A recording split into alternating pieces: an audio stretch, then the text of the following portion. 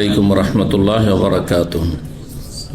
إن الحمد لله نحمده ونستعينه ونستغفره ونعوذ بالله من شرور أنفسنا ومن سيئات أعمالنا. من يهده الله فلا مضل له ومن يضلل فلا هادي له. وأشهد أن لا إله إلا الله وحده لا شريك له وأشهد أن محمدا عبده ورسوله صلى الله تعالى عليه وعلى آله وصحبه وسلم تسليما كثيرا. أما بعد فقد قال الإمام البخاري رحمه الله تعالى باب الانتهاء عن المعاصي. قال حدثنا محمد بن العلاء قال حدثنا أبو أسامة عن بريد بن عبد الله بن أبي بردة عن أبي بردة عن أبي موسى رضي الله عنه قال قال رسول الله صلى الله عليه وسلم مثلي ومثل ما بعثني الله كمثل رجل أتى قوما فقال رأيت الجيش بعيني وإني أنا النذير العريان فالنجاء النجاء فأعطاه طائفة فأدلجوا على محلهم فنجوا وكذبته طائفة فصبهم الجيش فاجتهاهم. সম্মানিত ভাতৃমণ্ডলী, আল্লাহ রাব্বুল আলামিনের প্রশংসা এবং নবী সাল্লাল্লাহু আলাইহি সাল্লামের উপর সালাত ও সালামের পর আজ সোমবার 10 জিলকাদা 1447 হিজরি মোতাবেক 27 এপ্রিল 2026 আমাদের ধারাবাহিক আলোচনা সহিহুল বুখারীর কিতাবুর রিকাক অর্থাৎ হৃদয় স্পর্শী বিষয়, যেসব হাদিস আলোচনা করলে, পড়লে, শুনলে মানুষের অন্তর নরম হয়, আল্লাহমুখী, পরকাল সম্পর্কে চিন্তাশীল হয়। পর্ব নম্বর 10, ইমাম বুখারী রাহিমাহুল্লাহর এই পর্বের অধ্যায় নম্বর 26 বলছেন বাবুল ইনতিহাই আনিল মাআসি। অধ্যায় হচ্ছে গুনহা থেকে বিরত থাকা। মাআসি, মাসিয়াতুন বহুবচন, মানে গুনহা। মাআসি বহুবচন, বিভিন্ন রকমের গুনহা যেহেতু রয়েছে, মানুষের অন্তরের পাপ, কথার পাপ আর অঙ্গ প্রত্যঙ্গের পাপ। যেমন আমল, ভালো আমল বিভিন্নভাবে মানুষ করে থাকে। বেশ কিছু ভালো আমল অত্যন্ত গুরুত্বপূর্ণ অন্তরের আমল, সেগুলি নেক আমল।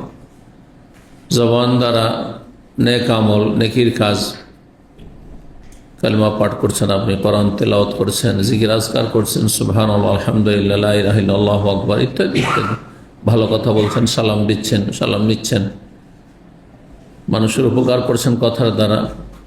তো জবান দ্বারা, কথার দ্বারা নেকি, আর অঙ্গ প্রত্যঙ্গ দ্বারা নেকি। মানুষের মাথা থেকে পা পর্যন্ত শরীরের বিভিন্ন অঙ্গ দিয়েও নেকি করা যায়। সালাতে শরীরের সমস্ত অঙ্গ প্রত্যঙ্গ আল্লাহর ইবাদতবন্দি করে, রুকু, সিজদা, কিয়াম, গোটা শরীরের সবগুলি অঙ্গ করে।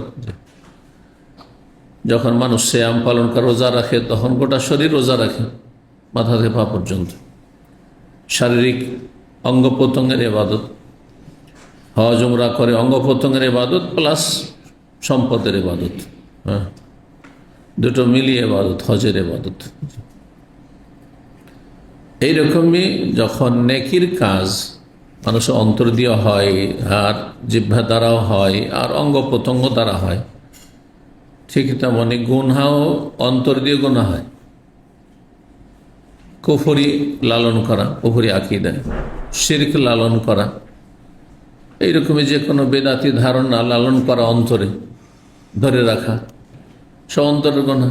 হিংসা, বিদ্বেষ, শত্রুতা, সংকীর্ণতা, কৃপণতা, অন্তর মেলা গুনাহ রয়েছে। মানুষ কথা না বললে অন্তর দ্বারা গুনাহ করছে। মানুষ সম্পর্কে সবসময় খারাপ ধারণা, কোনো মানুষকে ভালো মনে করেন না। না, আপনি খারাপ তো সবাই খারাপ। আপনি ওইরকম চরিত্রের, সুতরাং ভাবছেন যে আমি যেহেতু এই চরিত্রের, তো দুনিয়ায় হয়তো এরকম। অন্তরের এগুলি পাপ। জি,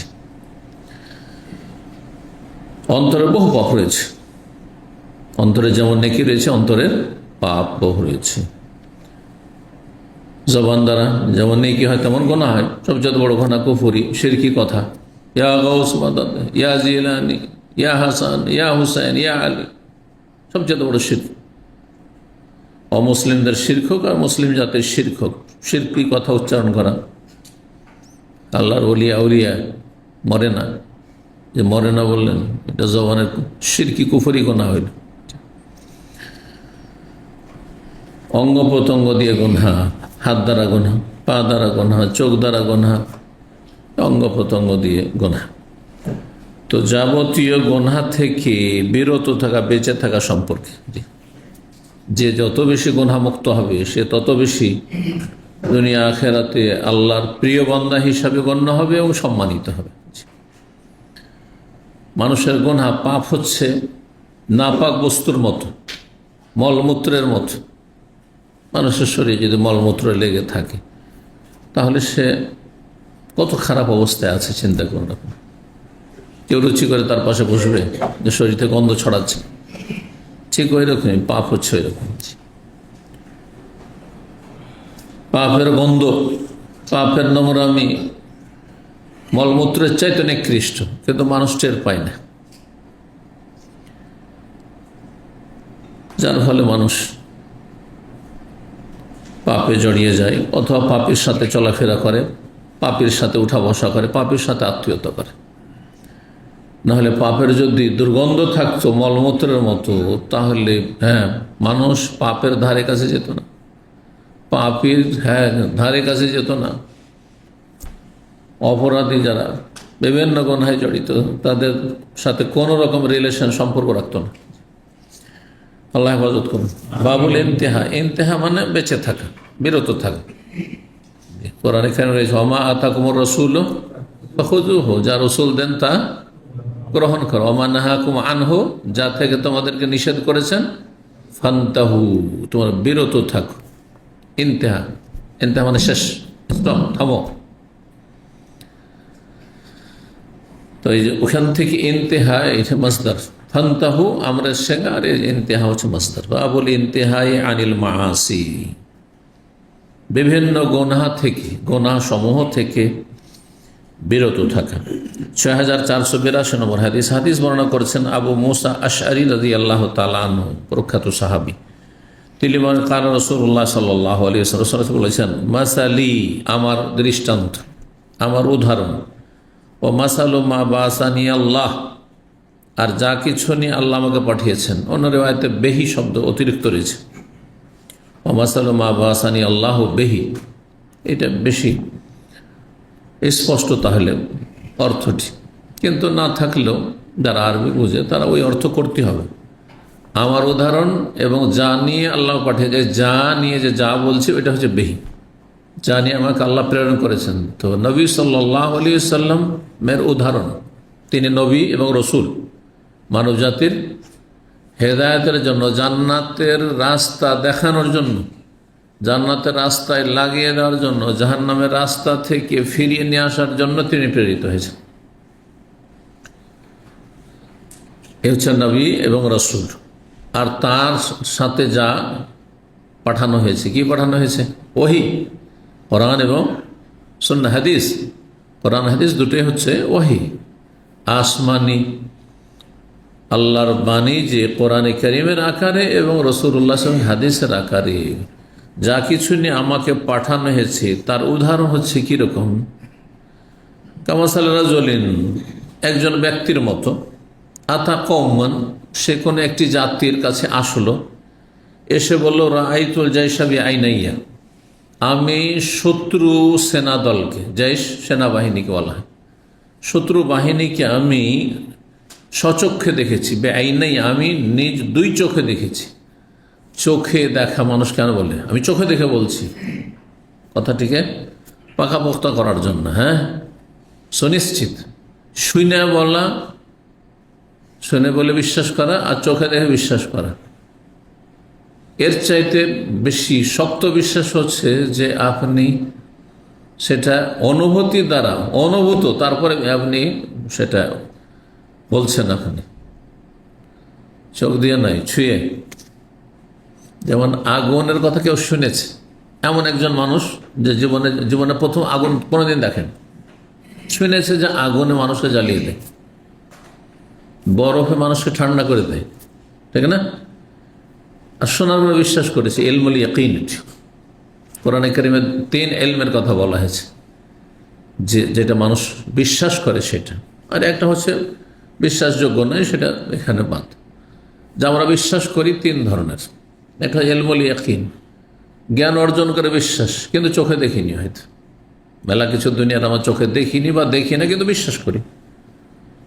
হ্যাঁ, বিদ্যুৎ বিশ্বাস করি, হ্যাঁ, তারপরে শরীর টেম্পারেচার বিশ্বাস করি, আমরা দেখছি, হ্যাঁ, পালস বিশ্বাস করছি, কত কি বিশ্বাস করছি, কিন্তু শুনে বিশ্বাস করছি। কি করে? শুনে শুনে বিশ্বাস করছি, এটা ইলমুল ইয়াকিন, কিন্তু দৃঢ় বিশ্বাস আছে আমাদের। আর আইনুল ইয়াকিন, চোখে দেখে বিশ্বাস। কেউ আগুন জীবনে দেখেছে, এই যে জ্বলছে আগুন, বরফ দেখেছে, দেখে বিশ্বাস, এই যে বরফ, এটার নাম বরফ, এটা হচ্ছে আগুন, এটা আইনুল ইয়াকিন। কারণ আইনুল ইয়াকিন আছে না।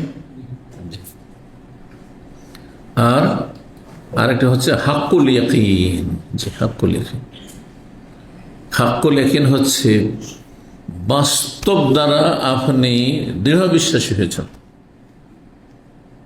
আগুনের উদাহরণ দিই, আগুন দেখাতে ক্ষান্ত না, একসময় আগুনে আপনার শরীরে কিছু অংশ জ্বলেছে, হ্যাঁ, ভুক্তভোগী আপনি, বুঝছেন না? এটা হচ্ছে হাক্কুল ইয়াকিন। যার আগুনে কোনো শরীরে কোনো অঙ্গ জ্বলেনি, শুনে আগুনে জ্বললে খুব জ্বালা হয়। আগুনে যদি কোনো অংশ আপনার শরীরে জ্বলে যায় তো প্রচণ্ড জ্বালা হয়, শুনে বিশ্বাস। দেখছে কারো একজন আগুনে জ্বলে গেল, ছটফট করছে, সে চিল্লাচ্ছে, হ্যাঁ, আইনুল ইয়াকিন, চোখে দেখে বিশ্বাস যে এই লোক যে আগুনে জ্বলেছে, আর কি যে কষ্ট হয়েছে তার, আর তার নিজেরই জ্বলেছে একদিন। এটা হচ্ছে হাক্কুল ইয়াকিন। বুঝতে পারলেন? জি। ওহির কথা আপনাকে, এই যে ইয়াকিনের যে স্তর রয়েছে, তিনটি স্তর রয়েছে, ইলমুল ইয়াকিন, আইনুল ইয়াকিন, হাক্কুল ইয়াকিন, সবগুলি স্তরে যেমন বিশ্বাস হয় তেমন বিশ্বাস থাকতে হবে। তাহলে উচ্চ মানের বিশ্বাস আপনার। সামান্যতম কোনো সন্দেহ যেন আল্লাহ, পরকাল এবং কোরআন সুন্নায় যা কিছু আছে তাতে না থাকে। সন্দেহ তোরের কথা। এই ইয়াকিনগুলির সর্বোচ্চ ইয়াকিন হাক্কুল ইয়াকিন। যেন অনেকের দাঁতের ব্যথা হয়নি, কিন্তু শুনেছে দাঁতের ব্যথা মানুষ বরদাস্ত করতে পারে না, তাই না? দুটো ব্যথা মানুষ বরদাস্তের বাইরে হয়ে যায়। তার মধ্যে একটি হচ্ছে দাঁতের ব্যথা, একটি হচ্ছে প্রসব বেদনা। আর আরেকজন দেখেছে এরকম দাঁতের ব্যথার লক্ষ্যে, যে শিক্ষিত মানুষ আর হিম্মতওয়ালা মানুষ, হ্যাঁ, একবার সুঠাম মানুষ, তার দাঁতের ব্যথায় সে কান্না করছে, চোখে দেখেছে। আরেকজন ভুক্তভোগী নিজেই। বুঝতে পেরেছেন না? এটা হচ্ছে তিনটে ইয়াকিন। কি বলছিলাম? রায়তুল জাইশা বেআইন, আমি স্বচক্ষে দেখেছি আমি শত্রু দলকে। শত্রু দল তোমাদের উপর হানা দিতে যাচ্ছে, আক্রমণ করতে যাচ্ছে। আরব দেশে গোত্রীয় শাসন ছিল, রাষ্ট্রীয় শাসন হইলেও তো যুদ্ধ হচ্ছে এক দেশের আর দেশের সাথে। আর গোত্রীয় শাসন যখন তখন যুদ্ধ লেগে থাকতো, যখন তখন লড়াই মারামারি লেগে থাকতো। হ্যাঁ, এই বংশের লোক আরেক বংশের ওপর চড়াও হয়ে বসেছে। সে নিজের বংশের লোককে এসে বলছে যে আমি শত্রু দলকে এক্ষুনি মাঠে দেখে এলাম, এই পাহাড়ের পর্বতের আড়ে দেখে এলাম, স্বচক্ষে দেখে এলাম, আমি উঁচে উঠেছিলাম। ওয়াইন্নি আনা নাযীরুল উরিয়ান, আমি হচ্ছি বিবস্ত্র সতর্ককারী। শাব্দিক অর্থ বিবস্ত্র, অরিয়ান মানে উলঙ্গ ব্যক্তি। আমি বিবস্ত্র সতর্ককারী, সাবধানকারী, তোমাদেরকে সতর্ক সাবধান করছি। এটা কেন বলেন? এটা রূপক অর্থে বলা হয়েছে, মানে আমি প্রকাশ্য তোমাদেরকে কি করছি, স্পষ্ট ভাষায় তোমাদেরকে সতর্ক সাবধান করছি। তোমরা এটাকে হালকা ভেবে না যে কোথায় দুশমন আছে, কোথায় শত্রু আছে। কেউ তো নাই। এই পাহাড়ের পাহাড়ে উঠেছিলাম, দেখলাম পাহাড়ের পাশে শত্রু আছে, তোমাদের উপর আক্রমণ করতে আসছে। তো ওরিয়ান কেন, বিবস্ত্র কেন বলা হইল? বিভিন্ন কথা বলা হয়েছে যে এই আরবদের এই প্রবাদটি কেন এসেছে বা এই বাকভঙ্গিমাটি। কিন্তু তার মধ্যে যেটি খুব প্রসিদ্ধ সেটা হচ্ছে, কোন একজন লোক কোথাও যাচ্ছিল আর শত্রুদের হাতে পড়ে গেছে, দুশমন দলের, শত্রু দলের হাতে বন্দী হয়েছে, ধরা পড়েছে। তারপরে তাকে মারপিট করে তার কাছে যা টাকা পয়সা ধন সম্পদ মাল সামান ছিল তা তো কেড়েছে, এমনকি তার শরীরে যা বস্ত্র ছিল সব কেড়ে নিয়ে বিবস্ত্র করে উলঙ্গ করে পাঠিয়ে দিল। এখন এই অবস্থায় তো উপায় তো নেই কিছু। সেই ব্যক্তি এসে যদি বলে যে আমাকে এরকম শত্রু দলে ধরেছিল আর সব কিছু কেড়ে নিয়ে গেছে, যে দেখো আমার শরীরে কাপড় পর্যন্ত নেই, মানুষ বিশ্বাস করবে না? করবে না? সব করে বিবস্ত্র হয়, উলঙ্গ হয়, নিরুপায় হয়েও হইতে পারে যে উপায় নেই, কোথাও কাপড় চোপড়ও পাচ্ছে না কোথাও। সুতরাং এখন আমাকে বাড়িতে উঠতেই হবে, যেতেই হবে, না পড়ে থেকে যা মাঠে মরবে, বাঁচতে হবে তার। তো এইরকম একটি ঘটনা প্রাচীন যুগে, জাহিলি যুগে ঘটেছিল, যে তাকে একবারে বিবস্ত্র করে সব কিছু কেড়ে নিয়ে গেছে। তখন একটি প্রবাদ হয়ে গেছে, কেউ যদি কোনো সম্প্রদায়কে বা নিজের জাতিকে কাউকে সতর্ক সাবধান করে, দেখো তোমাদেরকে আমি সতর্ক সাবধান করছি, আমি সেই লোকের মতো সত্য কথা বলছি যে তোমাদের আক্রমণ হতে যাচ্ছে,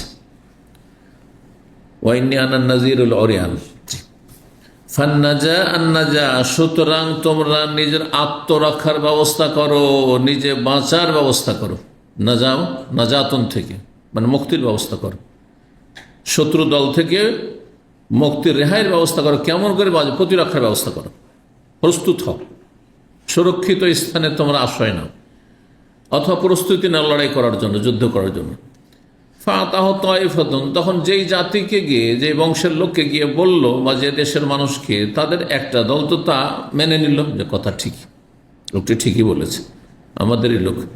ফাদলাজু আলা মাহলিহিম, সুতরাং তারা রাতের অন্ধকারে, আদলাজু মানে রাতের প্রথম দিকেই, শেষ রাত নয়, কারণ শেষ রাতে যদি মানুষ সতর্ক হতে যায়, এক তো ঘুম চেপে থাকবে, অচেতন হয়ে ঘুমিয়ে যেতে পারে। 2 নম্বর কথা হয়েছে যে শেষ রাতে প্রস্তুতি নিতে নিতে ভোর হয়ে গেছে। আর আরব জাতিরা এক গোত্র আর এক গোত্রের ওপর শত্রু দল যদি আক্রমণ করত, ফজরের আগে রাতের অন্ধকার আক্রমণ করত, যাতে করে প্রস্তুত না, অপ্রস্তুত থাকে আর পরাজিত করতে পারে। তো আদুল্লাহ মানে রাতের প্রথম দিকেই প্রস্থান করা, রওনা দেওয়া। তারা তাদের কথা বিশ্বাস করে রাতের অন্ধকারে রাতের প্রথম অংশেই তারা নিরাপদ স্থানে আশ্রয় নিল। রাতেই তারা সেখান থেকে নিরাপদ স্থানে গিয়ে আশ্রয় নিল। ফানাজা, সুতরাং তারা প্রতিরক্ষার ব্যবস্থা করলো বা আত্মরক্ষা করতে পারলো, বেঁচে গেল। তারা সহজ ভাষায় তারা বেঁচে গেল শত্রুর অনিষ্ট থেকে, শত্রুর আক্রমণ। কাযযাবাতুত আরেক দল তাকে মিথ্যা প্রতিপন্ন করলো, এই মিথ্যা কথা বলছি, আমাদেরকে অশান্তি করতে চাইছে। এক দল তাকে মিথ্যা মনে করলে, এই লোক যে সতর্ক করছে যে দুশ্মন পাহাড়ের ওই পাশ হতে আসতে যাচ্ছে, যখন মিথ্যা মনে করলো, তারা আর সতর্ক হইল না, নিজের বাড়িতে আরামসে নাকে তেল দিয়ে ঘুমাচ্ছে। ফাসাব্বাহুল জাইশ, সুতরাং শত্রু দল কি করলো, শত্রু বাহিনী অতি ভোরে আক্রমণ করে দিল, ভোরের অন্ধকার আক্রমণ করে দিল। সাব্বাহ মানে সকাল, ভোরে ভোরে আক্রমণ করা, সুবহান মানে ভোর। আর যখন সাব্বাহা হয়ে যাবে বাবে তফিল থেকে, তখন ভোরবেলা অতি ভোরে আক্রমণ করে দিল শত্রু দল। ফাজতাহুম, এমনভাবে আক্রমণ করলো যে তাদের সমূলে বিনাশ করে দিল, তাদের সর্বনাশ করে দিল। ইজতিয়াহ বলা হয় শেকড় থেকে উঠিয়ে ফেলা, কোনো কিছুকে একবার শেকড় থেকে উঠিয়ে ফেলা। তো কোনো একটা দলকে, কোনো একটা জাতি, কোনো একটা দেশকে একবার শেকড় থেকে উঠিয়ে ফেলা মানে সব শেষ করে দাও, সব কিছু সর্বনাশ করে দাও। ফাজতাহা, উদাহরণটা কি বুঝলেন? যেন একটা এরকম ধরনের ঘটনা যে একদল শত্রু আর এক দলের উপর আক্রমণ করছে, আর তারপরে সেখানে গিয়ে একজন সতর্ক করলো, তাদের হিতাকাঙ্ক্ষী কিছু লোকেরা শুনলো, তারা বেঁচে গেল, আর এক দল শুনলো না, তখন তারা ধ্বংস হয়ে গেল, ঠিক না? নবী সাল্লাল্লাহু আলাইহি ওয়াসাল্লাম আমার উদাহরণ আর আমার কাছে যা ওহী করা হয়েছে আসমানি বিধান, কোরআন হাদিস, এর উদাহরণ হচ্ছে এরকম যে আমি এসে মক্কার এই দলের আমি হিতাকাঙ্ক্ষী হয়ে আমি সেই সতর্ক সাবধানকারী শত্রু দল থেকে এসে তাদেরকে হকের সত্যের দাওয়াত দিলাম, তৌহিদের দাওয়াত দিলাম, হ্যাঁ, শিরক ত্যাগ করতে বললাম, পাপ মুক্ত হইতে বললাম, ভালো পথে চলতে বললাম, জান্নাতের রাস্তা ধরতে বললাম, কিন্তু তারা দুই ভাগে ভাগ হয়ে গেল। একদল বিশ্বাস করলো, সুতরাং তারা কালেমা পড়ে জাহান্নাম থেকে রক্ষা পেয়ে গেল, ভালো আমল করা শুরু করলো, জান্নাতের রাস্তা ধরল। আর একদল মিথ্যা মনে করলো যে না, মোহাম্মদ মিথ্যা কথা বলছে, সাল্লাল্লাহু আলাইহি ওয়াসাল্লাম মিথ্যা কথা বলছে, করেছে না? তখন এই অবস্থায়, কুফরের অবস্থায় থেকে গেল, মালাকুল মত এসে তাদের রূহগুলি নিয়ে গেল, জাহান্নামে পৌঁছে দিল, সর্বনাশ করে দিল তাদের। এবার বুঝতে পেরেছেন, এ হচ্ছে নবী সাল্লাল্লাহু আলাইহি সাল্লাম এবং তার দাওয়াতের উদাহরণ। তাওহীদ সুন্নাতের দাওয়াত যে চলে আসছে ধারাবাহিকতার সাথে, সাহাবায়ে কেরামদের জামানা থেকে সত্যের দাওয়াত সব সময় চলে আসছে। যখন বাতিল তেমন ছিল না, তখন শুধু সত্যের দাওয়াত ছিল নবী সাল্লাল্লাহু আলাইহি ওয়াসাল্লাম আমলে, মানে মুসলিমদের মাঝে বাতিল ফিরকা ছিল না, ভ্রান্ত ফিরকা ছিল না, কিন্তু কাফের জাতি ছিল, কাফের জাতি ছিল। তখন অগ্নি পূজকরা ছিল, তখন ইহুদিরা ছিল, তখন আপনার খ্রিস্টানরা ছিল, তাদের অধিকাংশই ইসলাম নিয়ে আসেন, জাহান্নামে চলে গেছে, ধ্বংস হয়ে গেছে, জাহান্নামী হয়েছে তারা। কিন্তু যারা নবী সাল্লাল্লাহু আলাইহি ওয়াসাল্লামের কথা বিশ্বাস করেছিল তারা বেঁচে গেছে, না যাও, তারা মুক্তি পেয়ে গেছে জাহান্নাম থেকে। এখনো আমাদের দাওয়াত যে চলতে আছে, যারা এই দাওয়াত সম্পর্কে চিন্তা করলে যে কথাগুলি যে বলছে, গরজটা কি? কত লোক গালমন্দ করছে, কত লোক শত্রুতা করছে, কত লোক কি বলে না আমাদের সম্পর্কে। তারপরে এই কোরআন সুন্নাহর কথা আমরা বলছি, হক কথা বলছি, আপনাদের শিরক বিদআত থেকে সতর্ক করছি, সব গুমরাহি থেকে সতর্ক করছি, বিভিন্ন বাতিল ফিরকা, ভ্রান্ত ফিরকা থেকে সতর্ক করছি। কিসের জন্য? নিজের স্বার্থে? যদি আমার নিজের স্বার্থে, তো ধ্বংস হবে না। আর যদি একটু বিবেককে কাজে লাগান, যে দেখি তো দলিল, আসলে দলিলগুলো ঠিক কিনা, কোরআন হাদিসের কথা কিনা, একটু যাচাই বাছাই করেন। আর যদি নিজে প্রস্তুতি নিয়ে আপনি কথা শুনে জান্নাতের রাস্তা, তাওহীদ সুন্নাহর রাস্তা ধরে নেন, নাকি রাস্তা ধরে নেন, তো জান্নাত পেয়ে গেলেন, শয়তান অনিষ্ট থেকে বেঁচে গেলেন আপনি, শয়তান জাহান্নামে নিতে পারবেন না। আল্লাহ বুঝার তৌফিক দান করেন। 6483 নম্বর হাদিস বর্ণনা করছেন আবু হুরায়রা রাদিয়াল্লাহু তাআলা আনহু। তিনি বলছেন, তিনি রাসূলুল্লাহ সাল্লাল্লাহু আলাইহি ওয়াসাল্লাম বলতে শুনেছেন, ইন্না মাসালি ওয়া মাসালুন নাস। আরেকটি উদাহরণ নবী সাল্লাল্লাহু আলাইহি ওয়াসাল্লাম উদাহরণ দিয়ে বুঝিয়েছেন। উদাহরণ দিয়ে কেন বোঝানো হয়? যাতে বোঝা সহজ হয়, কারণ সবাই এমনিতে বোঝে না, কিন্তু বিভিন্ন উপমা দিয়ে, দৃষ্টান্ত পেশ করে যদি বোঝানো হয়, তো বোঝা সহজ হয়। আর একটা সহজ করে বোঝানোর পদ্ধতি হচ্ছে যে হাতে নাতে শিখানো। যারা গাড়ি চালান তাদেরকে যদি প্র্যাকটিক্যালি হাতে নাতে না শিখানো হইতো, শুধু এই শেখানো হইতো যে এইভাবে এই করতে হবে, সেটা বুঝতে হবে, তারপর এটা করতে হবে, তো এটা করতে হবে, কখনো সে ড্রাইভার হইতে পারতো না, কঠিন হইতে বলে অনেক সময় লাগতো, ঠিক না? কিন্তু তার সাথে হাতে নাতে শেখানো হয়েছে, বুঝা গেছে? একটা হচ্ছে এলমি, একটা হচ্ছে তাতবিকি, আমালি, প্র্যাকটিক্যাল করানো হয়েছে, এটা একটা তরিকা। আর একটা হচ্ছে উদাহরণ দিয়ে বুঝো। তো নবী সাল্লাল্লাহু আলাইহি ওয়াসাল্লাম আরেকটি উদাহরণ দিয়ে বুঝিয়েছেন ইসলামের দাওয়াতকে, দ্বীনে ইসলাম এবং অন্য বাতিল মতবাদ, মত, মন্ত্রতন্ত্র। বলছেন রাসূলুল্লাহ সাল্লাল্লাহু আলাইহি ওয়াসাল্লাম, ইন্না মাসালি, নিঃসন্দেহে আমার দৃষ্টান্ত, ও মাসালুন নাস, আর মানব জাতের দৃষ্টান্ত হচ্ছে কেমন, কামাসালে রাজুলিন, জনৈক ব্যক্তির মতো। কোন একজন ব্যক্তি ইস্তাকাদা নারান, এক জায়গায় মাঠে ঘাটে কোনো জায়গাতে আগুন জ্বালিয়ে দিলেন। আগুন জ্বালালে কি হয়? ফালাম্মা আযাত মা হাওলাহু, যখন চারপাশ আলোকিত হয়ে গেল, তখন দেখবেন যে কিছু কীট পতঙ্গ, পোকা মাকড়, ওর স্বভাব হচ্ছে আগুন দেখলে কোথায় থাকে সব জমা হয়ে যাবে। আর কিছু কিছু সুবিধায় আরো বেশি হয়, কিছু কিছু অঞ্চলের কিছু কিছু সিজনে হয় না। আমাদের দেশে আমরা লন্ঠন জ্বালাইতাম, ল্যাম্প জ্বালিয়ে লেখাপড়া করতাম, তখন কারেন্টের যুগ ছিল না। ওই যুগে আমাদের অধিকাংশ লেখাপড়া সেই যুগে হয়ে গেছে, শেষ জামানার লেখাপড়াগুলি মোটামুটি কয়েকটা বছর কারেন্টে করেছি হয়তো। হ্যাঁ, বুঝতে পারছেন না?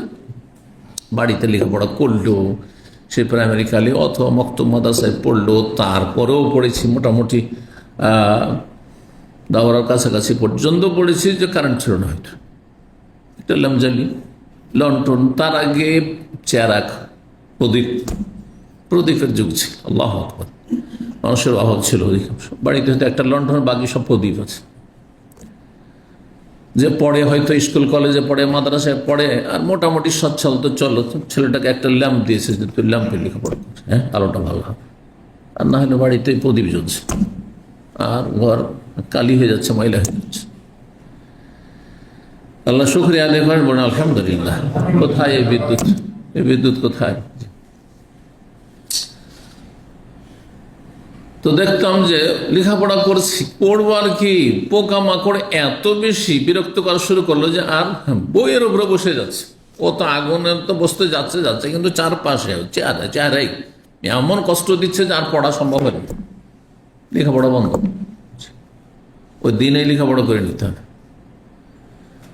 যখন প্রথম দিকে কারেন্ট এসেছিল মনে পড়ছে, সুবহানাল্লাহ, এত জিরো পাওয়ারে কারেন্ট আসতো যে ওতে লেখাপড়া করে যেত না, কিতাবই দেখা যেত না। বললাম আমার শিক্ষকদের জামানাতে এরকম হয়েছে, এত কারেন্ট দুর্বল, দেখা যেত না, সারাদিন পড়ে শেষ করে দিতাম। যা পড়াইতে হবে কালকে ওই দেখে শেষ। হ্যাঁ, জোহর করে একটু রেস্ট করে আসর থেকে মাগরিব পর আর পড়া যাবে না। তারপরে হয় না, যখন তো ফজর পড়ে ঘুম করতো, ফজর পড়ে সাথে সাথে পড়া শুরু, আর 2 ঘন্টা বাকি আছে ক্লাস শুরু হইতে, এই 2 ঘন্টা পড়ে আর তারপরে তখন ক্লাস করতে। অথবা ছাত্র জীবন এরকম করেছে, কারণ রাতের বিদ্যুতে পড়া যায় না। তো বলছেন ফালাম্মা আযাত মা হলো, চারিদিক যখন আলোকিত হয়ে গেল, জাআলাল ফারাশু ওয়া হাযিহি দাওয়াবু আল্লাতী তাকাউ ফিন নার ইয়াকানা ফিহা, তখন সেই কীট পতঙ্গগুলি এবং এই প্রাণীগুলি, দাব্বাতুল বহুবচন দাওয়াব, বিশেষ ধরনের পতঙ্গ আছে, মানে ফড়িং, আর কি আছে অন্য আরো কিছু প্রাণী আছে, হ্যাঁ পোকামাকড় আছে, যেগুলি সাধারণত তাকাও ফেনার আগুনে ঝাঁপ দেয়, ওর সম্ভব হচ্ছে আগুনে ঝাঁপ দেবে। এই জন্য আমাদের দেশে একটা প্রবাদ আছে, এই লোকের মরণের পাখা হয়েছে রে। কিছু ফড়িং আছে যে মরার আগে কি হয় না, ওই পোকা, আল্লাহ আলম, সম্ভবত ওই পোকা, তো ওর পাখা হইলে তার মানে আর বাঁচবে না, ডানা হয়েছে, তার গজিয়েছে, তার মানে মরণ কাছে এসছে, তার আগ পর্যন্ত ঠিক ছিল। এই জন্য বলে, প্রবাদ শুনেছেন? প্রবাদ কেউ শোনেন নেই? হ্যাঁ, প্রবাদ আছে, তোর মরণের পাখা হয়েছে না, মানে মরণের সময় ঘনিয়ে আসছে, বিপদের সময় ঘনিয়ে আসছে। তো যখন ওই মরণের পাখা হয় তখন আগুনে ঝাঁপিয়ে পড়ে, যেখানে আগুন দেবে সেখানে ঝাঁপিয়ে পড়বে ওই কীট পতঙ্গগুলি। ওয়াহাজিহ নাম, এইসব প্রাণীগুলি আল্লাতী তাকাউ ফিহা, যেগুলি সাধারণত আগুনে ঝাঁপ দেয়, ইয়াকানা ফিহা, আগুন জ্বালিয়েছে ওই লোকটি, তিনি কে? তিনি রাসূলুল্লাহ সাল্লাল্লাহু আলাইহি ওয়াসাল্লাম। উদাহরণ দিচ্ছেন সাথে, উদাহরণটি বুঝেন ভালো করে। আগুন জ্বালানো হয়েছে মানে জাহান্নামের আগুন জ্বলছে, জাহান্নামের আগুন জ্বলছে। আর কিছু কিছু প্রাণী আছে, কীট পতঙ্গ আছে, পোকামাকড় আছে, ওর স্বভাব হচ্ছে কি, আগুন দেখলে ঝাঁপ দাও, আগুন দেখলে বুঝা সোজা না, মরবে, জ্বলবে, তারপরে ঝাঁপ দিব। আচ্ছা, ওই পোকামাকড়গুলিকে যদি রাত দিন নসিহা তো নসিহা ধৈর্য যদি রক্ষা করার চেষ্টা করেন, শুনবে আপনার কথা না, আরো ঝাঁপ দিবে, তাড়াতাড়ি ঝাঁপ দিব আরো। এইরকম কিছু অবুঝ মানুষ, আদম সন্তান আছে, অবুঝ জিন আছে, এদেরকে এত হেদায়েতের কথা বলেন, এত জান্নাতের কথা বলেন, এত জাহান্নাম থেকে সতর্ক সাবধান করেন, কবর আযাব থেকে সতর্ক সাবধান করেন, পরকালের কথা বলেন, কিছুতেই কিছু হবে না, হেদায়েত হবে না। ওই মরণের পাখা হওয়া আর ওই কীট পতঙ্গ পোকামাকড় যেগুলি আগুনে ঝাঁপ দেয়, ওই রকম স্বভাবের হচ্ছে এইসব মানুষগুলো, যাদের বলেও কাজ হয় না। অনেকের নিকট আত্মীয় আছে, আমাদের প্রত্যেকেরই আছে, কারো কাছের আছে, কারো দূরের আছে, কারো ঘরেই আছে। এত বলছেন ওকে সালাতের কথা, সালাত পড়বেন, এত বলছেন যে মাজার পূজা করবে না, ও মাজার পাক্কা মাজার পূজারি। অনেক আমাদের দিনী ভাইয়ের আছে, তার মা পাক্কা মাজার পূজারি, মাজার ভক্ত, বাপ মাজার পূজারি, এক আমাদের ছাত্র ছিল, ঠিক মনে নেই, অনেক আগের কথা, সে নিজে এসে বলছে যে এমন মাজার ভক্ত বা এমন মাজার ভক্ত হয়েছে যে ও বাড়ি ছেড়ে গিয়ে মাজারের কাছে একটা ঘর ভাড়া নিয়ে ওর মা থাকছে, একাই থাকছে, যাতে করে প্রতিদিন মাজারে সেজদা করতে পারে। নউজুবিল্লাহ, প্রতিদিন সেজদা করার জন্য। এরা হচ্ছে কিরকম? এরা হচ্ছে এইসব পোকামাকড় যেগুলি আগুনে ঝাঁপ দেয় ওর মধ্যে,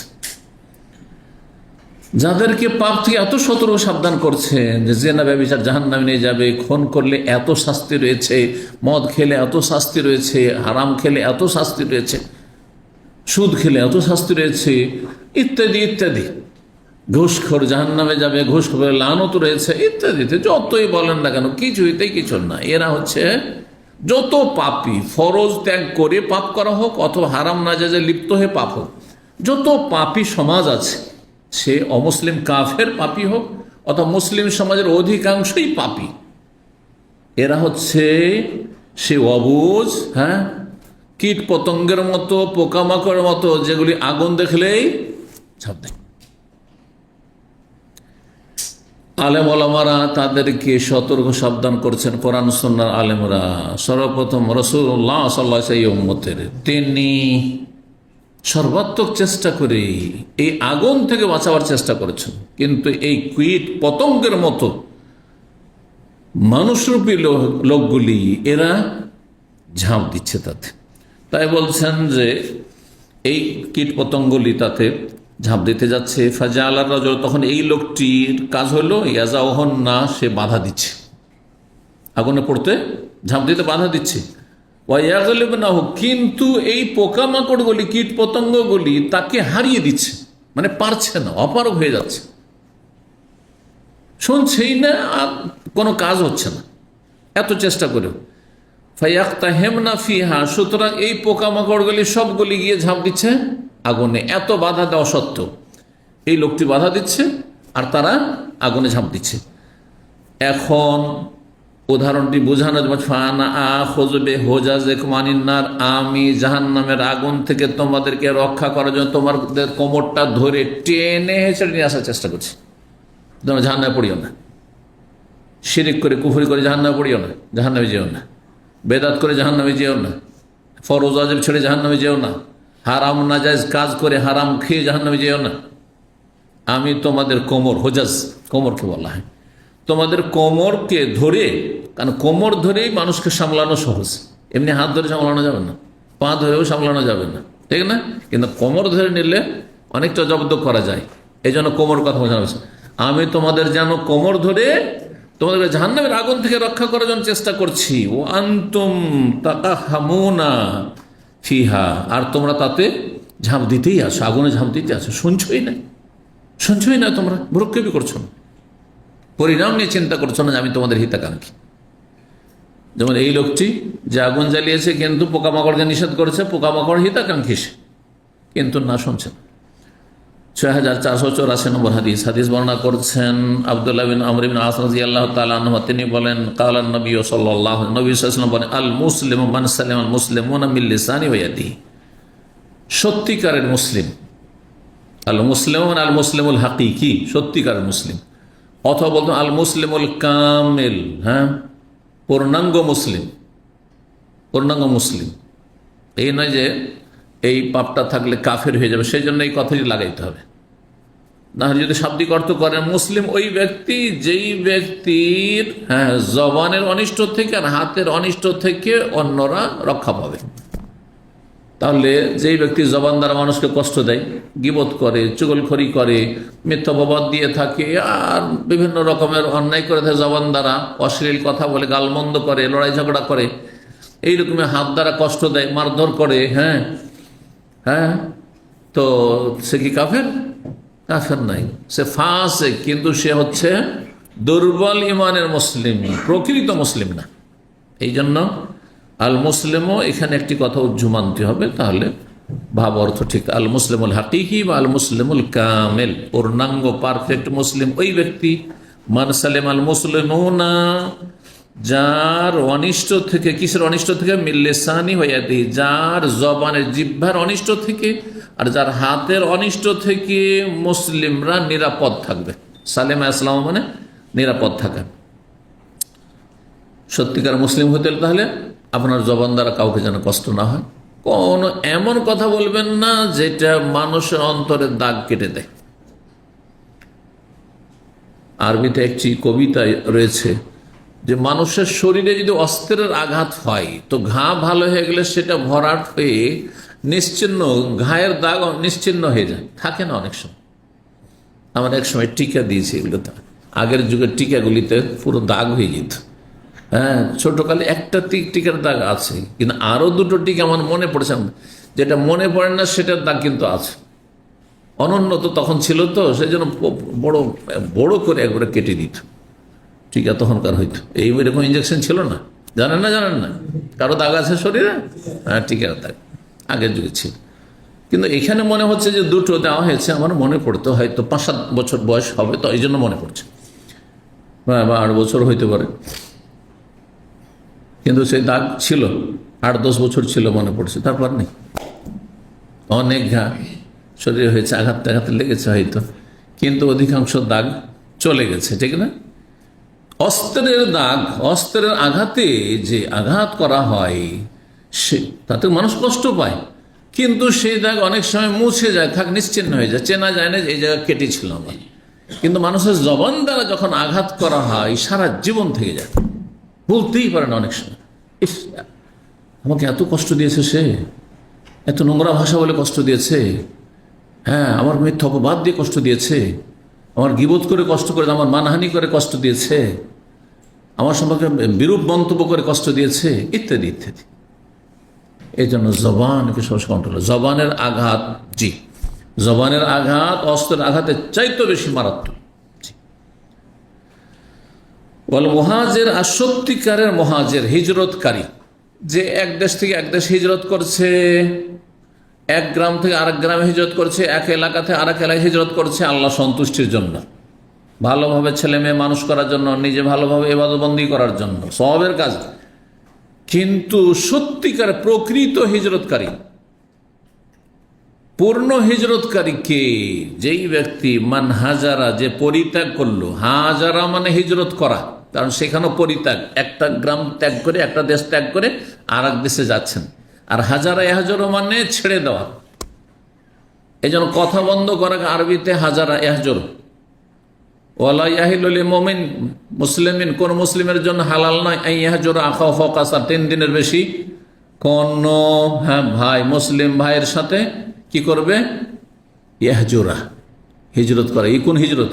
এখানে হিজরত না, হাজারা নাই, ইয়াহজুরা মানে কথাবার্তা ত্যাগ করবে, যে ত্যাগ করার অর্থ রয়েছে। ওয়াল মুহাজির, সত্যিকার হিজরতকারী ওই ব্যক্তি, মান হাজারা, যে পরিত্যাগ করলো, মা নাহাল্লাহু আনহু, আল্লাহ নিষিদ্ধ কথা কাজ, আল্লাহ যা নিষেধ করেছেন তা যদি আপনি ত্যাগ করতে পারেন জীবনে, তাহলে আপনি হচ্ছেন সত্যিকার হিজরতকারী। কারণ আপনি হয়তো আল্লাহ সুযোগ দিয়েছে, বাংলাদেশ থেকে হিজরত করে এসে সারা জীবনটা সৌদি আরবে কাটিয়ে দিলেন।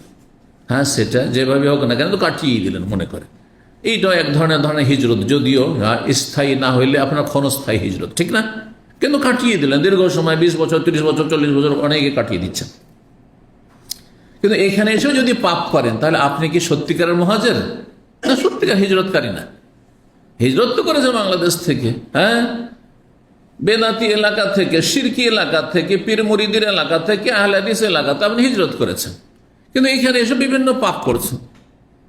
আপনার পরিবার ছেলে বেহায়া বেপর্দা চলাফেরা করে, বেপরোয়া চলাফেরা করছে, তাহলে আপনি পুরোপুরি হিজরত করেন। কিন্তু গুনাহ যদি পরিত্যাগ করতে পারেন তো সত্যিকার হিজরত করে আপনি। কারণ জান্নাতে মক্কাবাসী যাবে না শুধু, আর মদিনাবাসী যাবে না, পবিত্র জায়গায় থাকলে যাবে না। জান্নাত যাবে কে? যে গুনাহ মুক্ত হইতে পারলো। সুতরাং কেউ যদি পশ্চিমা দেশেও থাকে, পূর্বেও থাকে, হ্যাঁ, খারাপ জায়গায় তো থাকে, কিন্তু সে নিজেকে আল্লাহ নিষিদ্ধ কথা কাজ থেকে কি রাখলো? বিরত রাখলো, আল্লাহ নিষিদ্ধ কথা কাজ থেকে দূরে রাখলো, তাহলে সে সত্যিকারের মুহাজির, হিজরতকারী। পাপকে ছাড়তে পারেন তাহলে আপনি সত্যিকার হিজরত করেছেন। আর পাপ যদি চলতে থাকে তাহলে এই হিজরতের কোনো মূল্য নেই। ওয়াল মুহাজির, ও সত্যিকারের মুহাজির, প্রকৃত মুহাজির ওই ব্যক্তি যেই ব্যক্তি ত্যাগ করলো মা নাহাল্লাহু আনহু, আল্লাহ নিষিদ্ধ কথা কাজ। 27 নম্বর অধ্যায় বাবু কওলিন নবী সাল্লাল্লাহু আলাইহি ওয়া সাল্লাম, নবী সাল্লাল্লাহু আলাইহি ওয়াসাল্লামের এই বাণী সম্পর্কে হাদিস দিয়েই অধ্যায় নিয়ে এসেছেন। লাউ তা'লামুনা মা আ'লামু, নবী বলেন আমি যা জানি তা যদি তোমরা জানতে আমার মতো করে, লা যাহিকতুম কালিলান, তাহলে খুব অল্পই তোমরা হাসতে, ওয়ালা বাকাইতুম কাসীরা, আর খুব বেশি তোমরা কান্না করতে। দুটোতে সামঞ্জস্যের জন্য এইভাবে নবী সাল্লাল্লাহু আলাইহি ওয়াসাল্লাম বলেছেন। এর মানে এই নয় যে অল্প করে হইলেও হাসতে হবে, বুঝছেন না নাকি? হাসতে হবে, হাসা সুন্নাত, হ্যাঁ হাসা উত্তম। যদি বলে আমি হাসবো না, সবসময় চিন্তাশীল থাকবো আখেরাত নিয়ে, জান্নাত নিয়ে, জাহান্নাম নিয়ে, পরকাল নিয়ে, কবরের জীবন নিয়ে, তো কোনো দোষের কথা? ভালো কথা। এখানে বলার উদ্দেশ্য হচ্ছে যেহেতু কান্না খুব বেশি বেশি, সুতরাং তার বিপরীত হচ্ছে যে হাসি খুব কম। মানে হাসি, আপনি হাসিতে যাবেন না, আর যদি কখনো হাসতে হয় তাহলে অল্প স্বল্প হবে, আর সেটা নবী সাল্লাল্লাহু আলাইহি ওয়াসাল্লামের সুন্নাহ মোতাবেক হইলেও সেটা মুচকি হাসি। হাসি কয় রকমের কে বলতে পারে? 3 রকমের হাসি। আমি অনেকবারই বলেছি আপনাদেরকে, 3 রকমের হাসি। মুচকি হাসি এটি ভালো। মুচকি হাসি পরকাল থেকে গাফেল করে না, হ্যাঁ, দুনিয়ামুখী করে না, বুঝছেন না? মুচকি হাসি দেওয়া হচ্ছে মানুষের সাথে সদাচরণ, মানুষের সাথে ভালো চরিত্র, এটি মুচকি হাসি দাও। নবী সাল্লাল্লাহু আলাইহি ওয়াসাল্লাম বলেছেন যে তাবাসসুমুকা ফি ওয়াজহি আখিকা লাকা সাদাকা, তুমি যদি তোমার ভাইয়ের সামনে যার সাথে দেখা হচ্ছে মুচকি হাসি দিয়ে কথা বলে, এটি সাদাকার সব। সাদাখান দেখি বুঝা গেছে? কিছুই যদি কারো উপকার না করতে পারতে হাসি মুখে কথা বলবে, হাসি মুখে কথা বলবে, মুখ ভারী করে নেয়, ভালো এটি।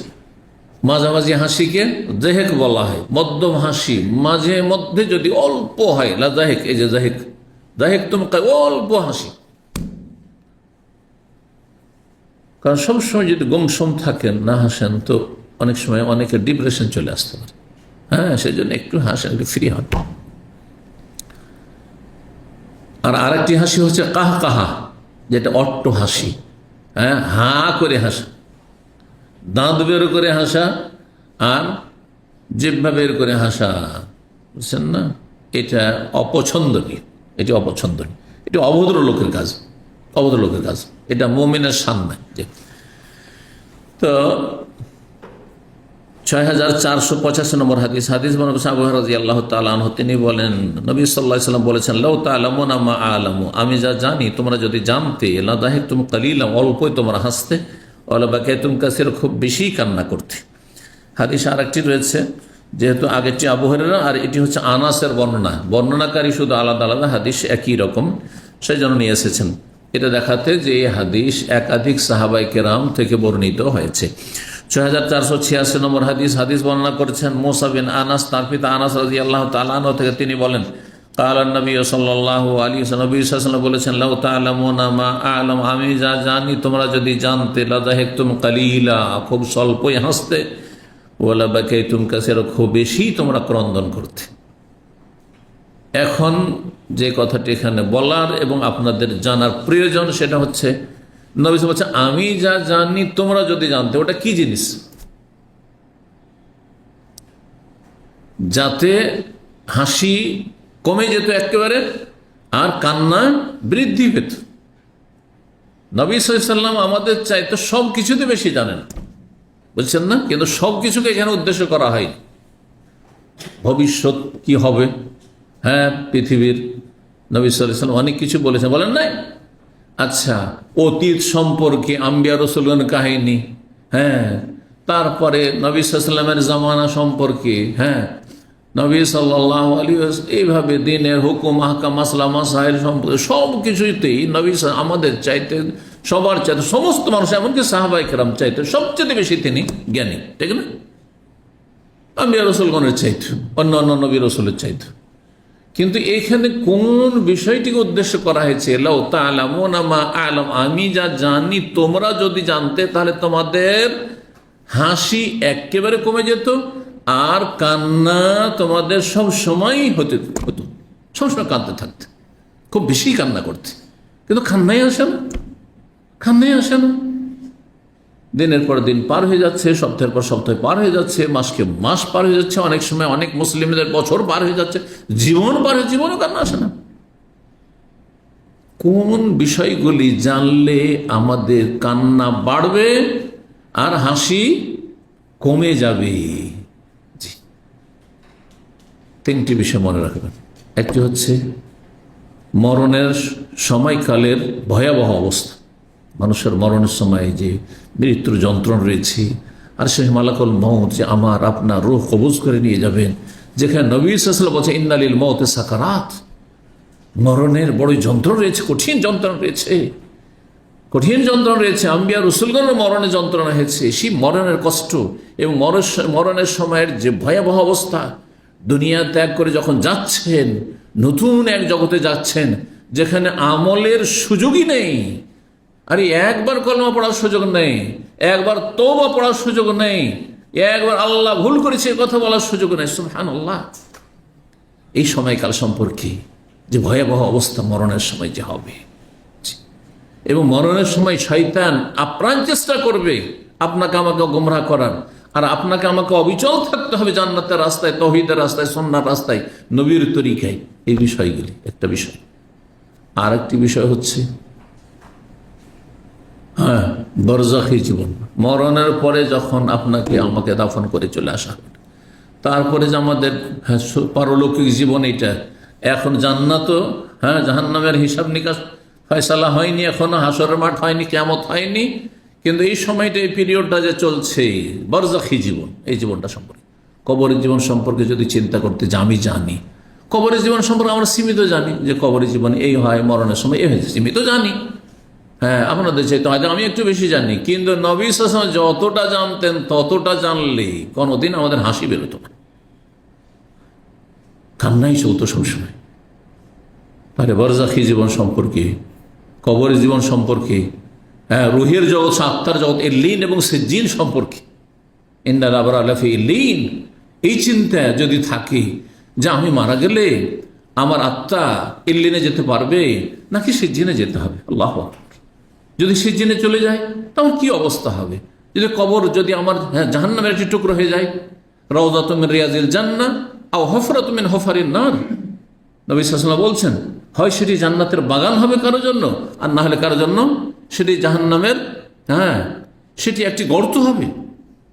আল্লাহু আকবার। এই নিয়ে চিন্তা করা।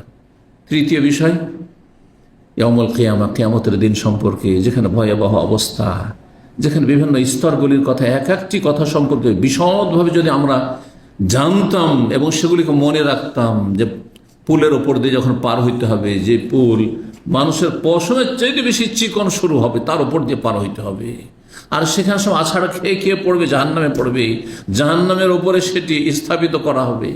আর তারপরে সেখানে যে আরো যে বিভিন্ন রকমের বিষয় রয়েছে, এক শ্রেণীর লোককে ফেরেশতারা হাউজে কাউসার থেকে তাড়িয়ে দেবেন, আর সেখানে হাসরের মাঠে মানুষ নিজের ঘামে হাবুডুবু করবে। আল্লাহু আকবার। এই বিষয়গুলি নিয়ে যদি চিন্তা করতেন। আর তারপরে যখন হিসাব শুরু হবে, তোমার হিসাব দাও, যদি বিস্তারিত হিসাব শুরু হয়ে যায়, যে তোমার জীবনের এক একটি হিসাব দাও, তাহলে কঠিন হয়ে যাবে।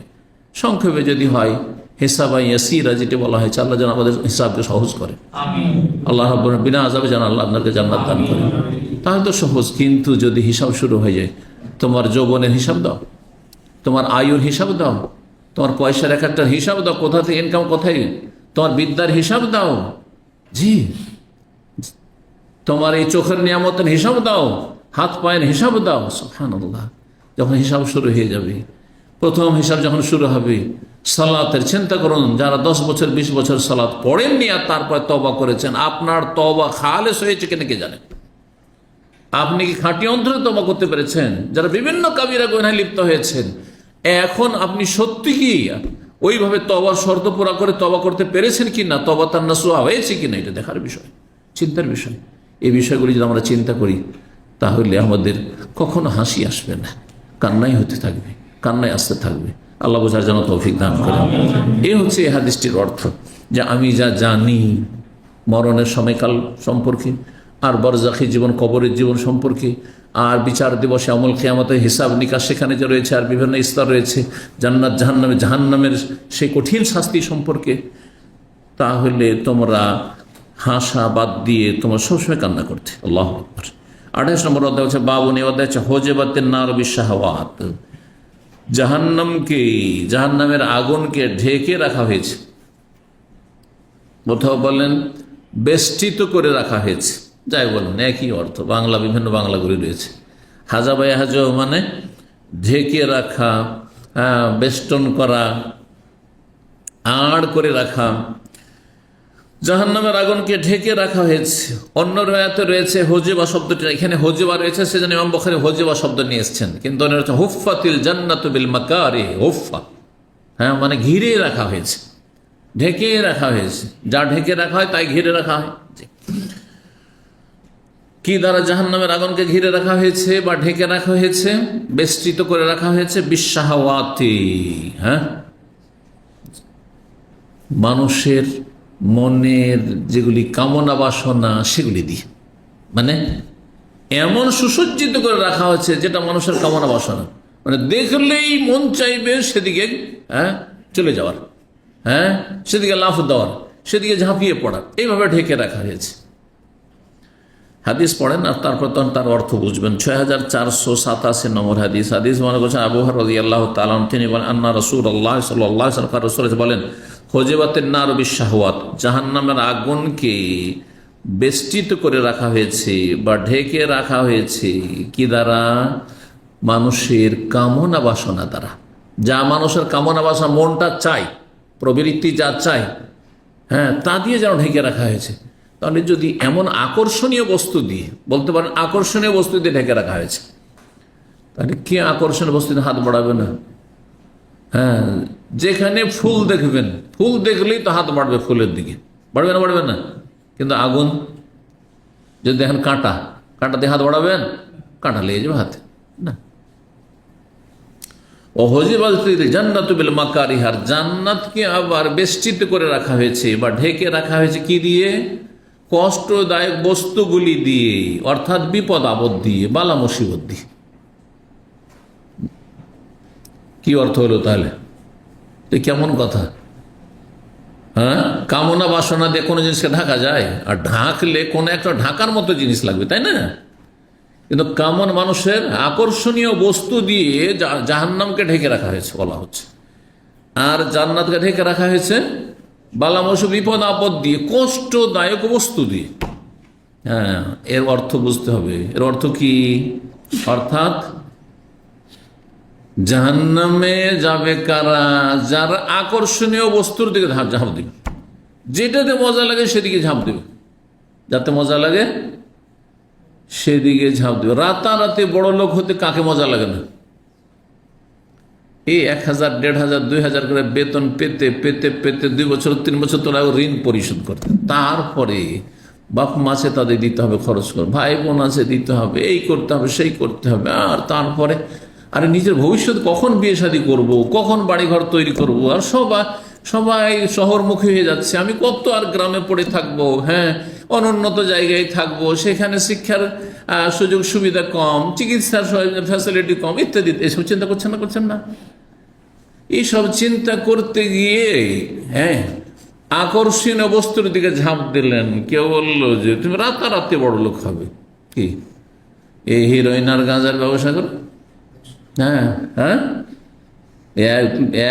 একটা দুটা এতে সাকসেস হলে তো কাজ হয়ে গেল, ব্যাস। আর তাতে ধরা খেয়ে গেল, দুনিয়াতে ধরা খেয়ে গেল, না হলে আখেরাতে ধরা খাবেন আপনি, ঠিক না? জি হ্যাঁ, হারামে লিপ্ত হয়ে গেলেন। যাতে আকর্ষণ রয়েছে, তাতে জাহান্নাম রয়েছে। তো নবী সাল্লাল্লাহু আলাইহি ওয়াসাল্লাম কি বলছেন? হোজেবাতিন নার, জাহান্নামকে ঢেকে রাখা হয়েছে বিশাহাওয়াত, আকর্ষণীয় বস্তু দিয়ে, মন যেগুলি চায়, মানে যত মজার জিনিস, মজার কথা, মজার কাজ, যত আমোদ ফুর্তি লাগে, বিনোদন, সেগুলি করেন, জাহান্নামে যাওয়া সহজ। যখন ঘুমাবেন আরামসে ঘুমিয়ে যান। রাত ছোট আজকাল, 3 ঘন্টা 2 ঘন্টা ঘুম হয় না, তারপর ফজরে জাগতে হয়, এত কষ্ট না করে আরামসে ঘুমিয়ে থাকেন। সকাল 9টায় ডিউটি, 6 ঘন্টা এক টানা 6 ঘন্টা 7 ঘন্টা ঘুম হয়ে গেল, তারপরে ওইটা টান দিলেন ডিউটিতে। হ্যাঁ, এটা হচ্ছে আকর্ষণীয় বস্তু। জাহান্নামে সোজা চলে যান। জাহান্নামকে এই দিয়ে ঢাকে রাখা হয়েছে, বোঝা গেছে। বিয়ে শাদী করতে পারছেন না, বা বিয়ে শাদী করেছেন বউ নিয়ে আসতে পারছেন না, দেখছেন যে কিছু লোক আছে যারা নারী ব্যবসা করে। নারী ব্যবসা, এখন নারী ব্যবসা যারা করে তো তারা বহু টাকা ইনকাম করে, এইসবও শুনেছেন। চিন্তা করলেন হ্যাঁ, যে ওদের কাছে গিয়ে কাস্টমার না হয়ে আমি নিজেই ডিলার হয়ে যাই। হ্যাঁ, একটা বাসা ভাড়া নিয়ে নারী ব্যবসা শুরু করলেন আপনি বিভিন্ন জায়গা থেকে। হ্যাঁ, মেয়েদেরকে নিয়ে এসে বিভিন্ন দেশে মেয়েদেরকে নারী ব্যবসা শুরু করছে না করছেন এক শ্রেণীর বদ প্রকৃতির লোকেরা। সোজা জাহান্নামে চলে যান। এতে হবে কি, আর ওই যে কাস্টমার হলে তো ফিস দিতে হচ্ছিল, হ্যাঁ একবারে এত টাকা করে ফিস লাগছিল, আপনার সব ফ্রি। কিন্তু সোজা জাহান্নাম। ওই যে জাহান্নামকে ঘিরে রাখা হয়েছে আকর্ষণীয় বস্তু দিয়ে, মনের কামনা বাসনা পূরণ করেন, সহজে জাহান্নামে ঢুকে যান, চলে যান।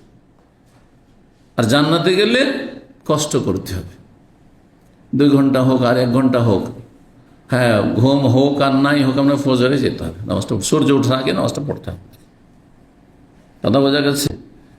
রোদে, হ্যাঁ কষ্টে, বড়দিন হোক আর যাই হোক না কেন, গরম হোক, আপনাকে রমজান মাসের শ্যাম রোজা রাখতেই হবে। আপনাকে কষ্ট করে রোজা রাখতে হবে, জি, কষ্ট করে জীবনযাপন করতে হবে, হারাম থেকে নিজেকে বাঁচিয়ে রাখতে হবে। মন চাইছে অনেক কিছু, কিন্তু এটা হারাম, এটা নাজায়েজ। মানুষ এসব ব্যবসা বাণিজ্য করে অনেক হ্যাঁ তাড়াতাড়ি সচ্ছল হয়ে যাচ্ছে, আমি তো কিছুই করতে পারছি না, না ওইদিকে তাকাইলে হবে না। হ্যাঁ, হালালে যেন পরিতুষ্টি থাকে। হফাতিল জান্নাতুল মাকারিহ। আমাকে একজন ডাক্তার, বিশেষজ্ঞ, এমডি, হিতাকাঙ্ক্ষী মানুষ, উনি এক সময় খুব আসতেন, কাছের মানুষ হয়, দেখতেন যে আমি তো এখান থেকে দাস শেষ করে যেতে যেতে আর তার ঘুমাতে প্রায় 12টা কাছিয়ে যায়, আর রাত এখানে এত ছোট হয়ে যায় এক সময় যে 3 ঘন্টা ঘুম হয় না। আর তারপরে আবার তখন বাচ্চারা ছোট ছিল, তো তাদের জন্য সকালবেলা আবার লেগে যেতে হয়। হ্যাঁ, আল্লাহর হক আদায় করো, ছেলে মেয়ের হক আদায় করো, মাদ্রাসা পৌঁছে আসো, আবার জোর করে রেস্ট কি করবে, আবার ওদেরকে মাদ্রাসা থেকে নিয়ে আসো। তা আমাকে একদিন সে আমার দরদি হয়ে বলছে যে একটানা 5 ঘন্টা না ঘুমাইলে তো আপনি অসুস্থ হয়ে যাবেন, আপনি হ্যাঁ অসুস্থ হয়ে যাবেন আপনি। তো আমি বললাম তার কি করবো, এই সম্ভবই না। ফজর পড়লে আমাকে একটানা 5 ঘন্টা অসম্ভব ঘুমানো, একমাত্র শীতকালে চলবে, 2-4টা মাস চলবে হয়তো। তারা এইরকমই জীবনযাপন করে। এই ধরনের লোক যারা আমাকে যারা অ্যাডভাইস করছে তারা ওইরকমই করে, নিজের ঘুমটা যখন ঘুমাইলো ঘুম লম্বা করে পুরা করে নামাজ পড়ে। অনেকে আছে নামাজ পড়ে, কিন্তু ঘুম যখন 5 ঘন্টা 6 ঘন্টা হয়ে গেল, উঠলো সকাল 7টায় নামাজটা পড়ে তারপরে চলে গেল ডিউটিতে। আমি যদি এরকম করি তো ওই যে জান্নাতে বঞ্চিত। হ্যাঁ, কষ্ট করলাম না, আরাম করলাম, মজা করে ঘুমাইলাম, 5-6 ঘন্টা শরীরটাকে আরাম দিয়ে দিলাম, জাহান্নামে চলে গেলাম। কথা বোঝা গেছে। হুফাতিল জান্নাতুল মাকারিহি। গরমের সময় এখানে সৌদি আরবে জোহর আসরে উজু করতে কি যে কষ্ট হয়, কি যে কষ্ট হয়, যারা উজু করে তারাই জানে, ঠিক না? আর কনকনে শীতের সময় কি যে কষ্ট হয় যাদের গরম পানি করার ব্যবস্থা নেই, অথবা সফরে দেখেছেন যখন শীতকালে যখন আপনি মক্কা যাবেন, তায়েফের আশেপাশে বা রিয়াজ থেকে ওই দিয়ে গেলে আরে আল্লাহ রে, এরকম একসময় উজু করেছি বাসে যখন যেতাম, সেই কালে যৌবনকালে অনেক আগে বাসে যেতাম, তো সুবহানাল্লাহ যেখানে উজু করেছি মনে হচ্ছে হাত পা কেটে পড়ে গেল, আছে কি নাই খুঁজে পাওয়া না। আল্লাহু আকবার, কি কষ্ট। এখন যদি মনে হয় না উজু করবো না, এত ঠান্ডা পানিতে উজু করবো না, আমি নামাজ পড়বো না, জাহান্নামে চলে যাবো, শরীরটাকে আরাম দাও, জাহান্নামে চলে যাবো। কথা বুঝতে পেরেছেন? কম্বলের নিচে থেকে শীতকালে বেরোতে কষ্ট লাগে, সুতরাং ঘুমিয়ে থেকে গেলেন, জাহান্নামে চলে যান। হ্যাঁ, শাহওয়াত, নিজের কুপ্রবৃত্তির অনুসরণ করেন, আকর্ষণীয় বস্তুকে আপনি হ্যাঁ নেন আর জাহান্নামে চলে যান। যারা সুদখোর ওইরকম, টাকাটা এমনি এমনি কেন দিয়ে দেবো, বছর ধরে পড়ে থাকবে এমনি, মানে হ্যাঁ সুদখোররা বলে যে আমার টাকাটা কি বাঁঝা বুঝলেন, হ্যাঁ বন্ধা, টাকাকে বন্ধা, টাকা দেবো ওকে আমি 5,000 10,000 রিয়াল দেবো, আর একটা পয়সাও আসবে না, মানে টাকা আসতে হবে সেখান থেকে। জাহান্নামে চলে যান আপনি। সুদ খেতে মজা লাগলো, জাহান্নামে চলে যান। 29 নম্বর অধ্যায়, বাবুন, অধ্যায় হচ্ছে আল জান্নাতু আকরাবু ইলা আহাদিকুম মিন শিরাকি নালিহি ওয়ান নারু মিসলু যালিক। নবী সাল্লাল্লাহু আলাইহি ওয়াসাল্লাম, এটি হাদিসের অংশ। জান্নাত তোমাদের যে কোনো ব্যক্তির অত্যন্ত নিকটবর্তী, অতি নিকটবর্তী। কিসের চাইতে? মিন শিরাকি নালিহি, তোমাদের জুতো স্যান্ডেলের যে ফিতা তার চাইতে বেশি। যেহেতু স্যান্ডেলের যে ফিতা থাকে তার চাইতে বেশি, যেটা মানুষের পায়ের সাথে অতপ্রতভাবে লেগে থাকে, জড়িত থাকে, তার চাইতে বেশি জান্নাত নিকটবর্তী। অন্যার আর জাহান্নাম ওই রকমই। এই মনে করি না যে জাহান্নাম অনেক দূরে, আমি ধার্মিক লোক, আমি আল্লাহ ভীরু, আমি পরেজগার মানুষ, আমি আলেম, সুতরাং জাহান্নাম আমার থেকে অনেক দূরে। কখনো ভাবিয়েন না, কোনো ব্যক্তি ভাবা উচিত নয় যে আমি অনেক ধর্মকর্ম করি, দিনদারি আছে, পরেজগারি আছে, অনেক ভালো কাজ করি, সুতরাং আমি জাহান্নাম থেকে অনেক দূরে। না, একেবারে আপনার জুতো স্যান্ডেল যেমন পায়ে লেগে আছে, একেবারে জুতো স্যান্ডেল ফিতা লেগে আছে, ঠিক ওই রকমই জান্নাত জাহান্নাম অতি কাছে। সামান্য একটু অপরাধের কারণে, একটু অপরাধ মানে একটু অপরাধ নয়, কবিরা গুনাহ এমন করলেন জাহান্নামে যাওয়ার কাজ করে ফেললেন আপনি। হঠাৎ করে আপনি এমন পাপ করলেন জাহান্নামে চলে গেলেন আপনি। হঠাৎ করে এমন একটা নেকির কাজ করলেন যে জান্নাতে চলে গেলেন আপনি। এগুলো ধরে এর আগে দিয়েছি। সারা জীবন হয়তো অনেক পাপ করেছে, কিন্তু শেষখানে তওবা করা নসিব হয়ে গেল। আর তারপরে চেষ্টা করেছে, এমনি তো আর নসিব হবে না, চেষ্টা করেছে, আর তওবা করে খালেস অন্তর থেকে লা ইলাহা ইল্লাল্লাহ পড়লো, জান্নাতে যাবে না? যাবে না। কিন্তু শেষখানে যদি বলে হ্যাঁ হাজি আগোস মাদাত, ইয়া গৌস ইয়া জিলানি, আমাকে রক্ষা করো, আমার রোগটা ভালো করে দাও। ডাক্তার সব ফেল হয়ে গেল চিকিৎসা করে, তখন চলে গেল মাজার, শাহজালালের মাজারে, যে সেখানে গেলেই ভালো হবে। আজ তারপরে মারা গেল। কত কাছে জাহান্নাম, স্থায়ী জাহান্নামী, চিরকাল জাহান্নামে থাকবে। সারা জীবনে সমস্ত ইবাদত বন্দেগী ফরজ নফল সব ধ্বংস করে ফেলেছে। লাইন আশরাকতা লা ইয়াহবাতা আমালুক, আল্লাহ সূরা জুমারে বলছেন, সূরা আনা বলছে ওয়ালাউ আশরাকু লাহাবিতা আনহুম মা কানু ইয়ামালুন, শিরক কুফরি করলে সমস্ত আমল ধ্বংস হয়ে যাবে। 6488 নম্বর হাদিস বর্ণনা করছেন আব্দুল্লাহ বিন মাসউদ রাদিয়াল্লাহু তাআলা। তিনি বলেন, নবী সাল্লাল্লাহু আলাইহি ওয়াসাল্লাম বলেছেন, আল জান্নাতু আকরাবু ইলা আহাদিকুম, জান্নাত তোমাদের অতি নিকটবর্তী, মিন শিরাকি নালিহি, জুতো স্যান্ডেলের ফিতার চাইতে বেশি। ওয়ান নারু মিসলু, আর জাহান্নামও ঠিক অনুরূপ। 6489 নম্বর হাদিস বর্ণনা করছেন আবু হুরায়রা রাদিয়াল্লাহু তাআলা। নবী সাল্লাল্লাহু আলাইহি ওয়াসাল্লাম বলেন, আসদাকু বাইতিন, সবচাইতে সত্য কবিতার ছন্দ। বাইত বলা হয় ছন্দকে, এটা ছন্দ। বাইত মানে বাড়ি, এতদিন জানতেন না? বাইত মানে বাড়ি হয়, আর বাইত মানে কবিতার ক্ষেত্রে একটা লাইনের কবিতা যাতে দুটো অংশ থাকে, বুঝছেন না? তো সেটাকে কি বলা হয়? ছন্দ বলা হয়, একটি ছন্দ। তো সবচেয়ে সত্য ছন্দ কালাহু শায়ের, কবি লবিদ ইবনে রবি একজন কবি ছিলেন, প্রখ্যাত কবি। তার এই কবিতাটি, এই লাইনটি কি, আলা কুল্লু শাইইন মা খালাল্লাহ বাতিলু, আল্লাহ ছাড়া যা কিছু রয়েছে সব কিছুই হচ্ছে ধ্বংসশীল। বাতিল মানে হচ্ছে ধ্বংসশীল, হালেক। আল্লাহ ছাড়া যা কিছু পৃথিবীতে আছে সব কিছুই ধ্বংসশীল। দ্বিতীয় অংশ রয়েছে, এর আগে বলেছিলাম, ওয়াকুল্লু নাঈমিন লা মুহালাতা যায়েলু। এই অংশটুকু নবী সাল্লাল্লাহু আলাইহি ওয়াসাল্লাম বলেননি, কারণ এই অংশতে একটি অর্থ নিলে ঠিক, আরেকটি অর্থ নিলে বেঠিক, ঠিক নয়। দ্বিতীয় যে ছন্দটি, এটির অর্থ শুনতে হলে ওয়াকুল্লু নাঈমিন, প্রত্যেকটি দুনিয়ার নিয়ামত, যত নিয়ামত রয়েছে, আল্লাহর দান রয়েছে, লা মহালা নিঃসন্দেহে, জায়েলু ধ্বংসশীল, শেষ হয়ে যাবে, নিঃশেষ হবে। প্রত্যেক নিয়ামতের মধ্যে সবচেয়ে বড় নিয়ামত হয় জান্নাতের নিয়ামত, ঠিক না? তাহলে জান্নাতের নিয়ামতকে ধ্বংস হয়ে যাবে না? জান্নাত চিরকাল, খালিদিনা ফিহা, চিরকাল সেখানে থাকবে, তাই না? সেই জন্য নবী সাল্লাল্লাহু আলাইহি ওয়াসাল্লাম ওই লাইনটি বলেননি, ওই ছন্দটি বলেননি। কিন্তু যদি এই কবিতাকে বলা যায়, এই কবিতাতে জান্নাতকে উদ্দেশ্য করা হয়নি, পার্থিব বস্তুকে শুধু উদ্দেশ্য করা হয়েছে, তাহলে দুনিয়ার যত নিয়ামত রয়েছে সব একদিন নিঃশেষ হয়ে যাবে। আমার আপনার কাছে, রাজা বাদশাদের কাছে রাষ্ট্রনায়কদের কাছে যা কিছু রয়েছে, ধনকুবদের কাছে, টপ 10 যারা দুনিয়া, তাদের কাছে যা রয়েছে, থাকবে নাকি?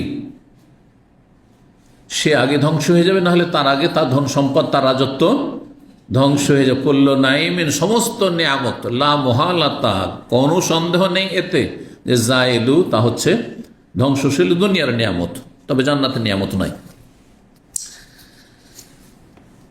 30 নম্বর অধ্যায় হচ্ছে বাবনে অধ্যায় হচ্ছে লিয়ানজুর ইলা মান হুয়া আসফালা মিনহু ওয়ালা ইয়ানজুর ইলা মান হুয়া ফাওকাহু। এটিও একটি হাদিস দিয়ে অধ্যায় নিয়ে এসেছেন। প্রত্যেক ব্যক্তি যেন তার নিচের দিকে তাকায়। কোন ক্ষেত্রে? দুনিয়ার ক্ষেত্রে। পার্থিব ক্ষেত্রে কোন দিকে তাকাবেন? নিচের দিকে তাকাবেন আপনি, প্রতিটি মানুষ, তাহলে শান্তি পাবেন, আল্লাহ শুকরিয়া আদায় করতে পারেন। ওয়ালা ইয়ানজুর ইলা মান হুয়া ফাওকাহু, যে ওপরে রয়েছে তাদের দিকে তাকাবেন না, বা যারা ওপরে রয়েছে তাদের দিকে তাকাবেন না। আপনারা যদি আপনার চাইতে বা আপনাদের চাইতে সিনিয়র যারা রয়েছে তাদের দিকে শান্তি পাবেন। বেশি পয়সাওয়ালা, বেশি সুস্থ, বেশি শক্তিধর, বেশি ক্ষমতাবান, রাষ্ট্রনায়ক, নেতা, মাথা, তাদের দিকে তাকান, শান্তি পাবেন না। যদি আমি যদি সেই কফিল হইতাম, যে কফিলের আন্ডারে আমি কাজ করি, আমি যদি যেই কোম্পানিতে কাজ, সেই কোম্পানির মালিকটা হয়ে যেতে পারতাম, শান্তি পাবেন? তখন শান্তি পাবেন না, নিচের দিকে তাকাইতে হবে। যে আমি তো আলহামদুলিল্লাহ অফিস জব করি, আমি ঠান্ডায় বসে কাজ করি, আমি শুধু আমাকে ড্রাইভ করতে হয়, হালকা কাজ করি, আমার নিচে রয়েছে যাদের কঠোর পরিশ্রম করতে হয়, লেবার, মেহনত করতে হয়, ভারী ভারী মাল সামান উঠাইতে হয়, নামাইতে হয়, শুকরিয়া আদায় করবেন না? 12 ঘন্টা, সকাল 6টা থেকে সন্ধ্যা 6টা পর্যন্ত ডিউটি করে, এই ক্লিনের কাজ রাস্তাঘাটে, কত গরমের রোদে, আর তারপরে এদেরকে বসতে দেওয়া হয় না। নিষেধ, যদি সুপারভাইজার জালেন চলে আসে আর কোথাও বসে দেখেন নেই, তাহলে তাদের বিপদ আছে। তারপরে এত দূর থেকে তারা আসে যে ডিউটিতে আসতে 1 ঘন্টা, যেতে 1 ঘন্টা, বুঝতে পেরেছেন? আপনি মাশাআল্লাহ বাসাতে বেরোলে 5 মিনিট 10 মিনিটের ডিউটিতে চলে গেলেন, আল্লাহ শুকরিয়া আদায় করবেন কি করবেন না? দুনিয়ার ক্ষেত্রে নিচের দিকে তাকাতে হবে, কিন্তু দিনের ক্ষেত্রে, ইমানের ক্ষেত্রে, আমলের ক্ষেত্রে, জান্নাত লাভের ক্ষেত্রে, জাহান্নাম থেকে বাঁচার ক্ষেত্রে নিচের দিকে তাকাবেন। আরে আমি তো 5 ওয়াক্ত পড়ি, অধিকাংশ লোক তো 1 ওয়াক্ত পড়ে না। আরে আমি তো 4 ওয়াক্ত পড়ি, আমি অনেক ভালো। কেউ তো কিছুই পড়েন না, আমি তো 4 ওয়াক্ত পড়ছি, ঠিক না? চলবে না? আপনাকে ওপর দিকে তাকাইতে হবে, ওপর দিকে তাকাইতে হবে। জি, ওনার মতো কেমন করে হবে? উনি তাহাজ্জুদ পড়ছেন, আমি তাহাজ্জুদ পড়তে পারি না, কেমন তাহাজ্জুদ পড়তে পারি? আমি সলাতুল দুহা, চাস্তে নামাজ কি করে পড়বো? অন্যদের মতো কি করে হবো? আমি এখন নফল আমল কি করে পারবো? ফরজ তো সব ঠিক আছে, কাবিরা থেকে বেঁচে আছে, আমি সাগিরা থেকে কি করে বাঁচবো? আমার জীবনে গুনাহমুক্ত কি করে পুরোপুরি হবো? জি, আল্লাহ বুঝার আমল করা তৌফিক দান করেন। 6490 নম্বর হাদিস বর্ণনা করছেন আবু হুরায়রা রাদিয়াল্লাহু তাআলা। তিনি বললেন, রাসূলুল্লাহ সাল্লাল্লাহু আলাইহি ওয়াসাল্লাম বলেছে, ইযা নাযারা আহাদু ইলা মান ফাদ্দালা ফিল মাল ওয়াল খালকি, তোমাদের কোন ব্যক্তির নজর যদি চলে যায়, নাজারা আরবি শব্দ নজর, চলে যাও, নজর যদি চলে যায় এমন ব্যক্তির দিকে যাকে শ্রেষ্ঠত্ব দেওয়া হয়েছে ধন সম্পদের ক্ষেত্রে, আপনার চাইতে কারো পয়সা বেশি, ওয়াল খালকে, এবং শারীরিক গঠন, দৈহিক গঠনের ক্ষেত্রে, দেখছেন একটা লোক আপনার চাইতে বেশি সুস্থ, আপনার চাইতে বেশি সুঠাম, একেবারে ওই রকম দেখতে, আর রং আর সবকিছুই, আর তারপর তার সুস্থতা, তার শক্তি ক্ষমতা ইত্যাদি ইত্যাদি যদি দেখেন, শান্তি পাবেন? উফ, আমি এত কমজোর, চারিদিক থেকে রোগ আর রোগ, আমার বালা মুসিবতে শেষ নেই। আর হাসপাতালে যারা ভর্তি, ওদেরকে দেখেন না কেন? নিচের দিকে তাকান, মাঝে মাঝে হাসপাতালে যাবেন এই জন্য। জি, যেখানে থাকেন না কেন, ফালিয়ানজুর ইলা মান হুয়া আসফালা মিনহু, যদি এরকম নজরটা চলে যায়, হঠাৎ করে ওপর দিকে নজর চলে গেছে, উফ, এরা কত সুখের জীবন কাটাচ্ছে, কত ভালো কিছু খাচ্ছে, আর ভালো জীবন যাপন করছে, উচ্চমানের জীবন যাপন করছে, যদি পেতাম, শান্তি পাবেন না। ফালিয়ানজুর, যদি নজর চলে যায় অনিচ্ছাকৃত, ইচ্ছা করে তো আপনি নিয়ে যাবেন না, ওইদিকে তাকাবেন না, যদি চলে যায়, ফালিয়ানজুর ইলা মান হুয়া আসফালা মিনহু, যে নিচের দিকে রয়েছে তার দিকে যেন তাকাই, মিম্মান, ওই সব ব্যক্তির চাইতে নিচে রয়েছে যাদেরকে ফজিলত দেওয়া হয়েছে। আপনারা সাধারণ মানুষ ধরেন, আপনার চাইতেও নিচের মানুষ রয়েছে, তাদের দিকে তাকান আপনি, শারীরিক দিক থেকে, পারিবারিক দিক থেকে, আর্থিক দিক থেকে, সামাজিক দিক থেকে, শিক্ষার দিক থেকে, সব দিক থেকে আপনি নিচের দিকে তাকালেই শান্তি পাবেন।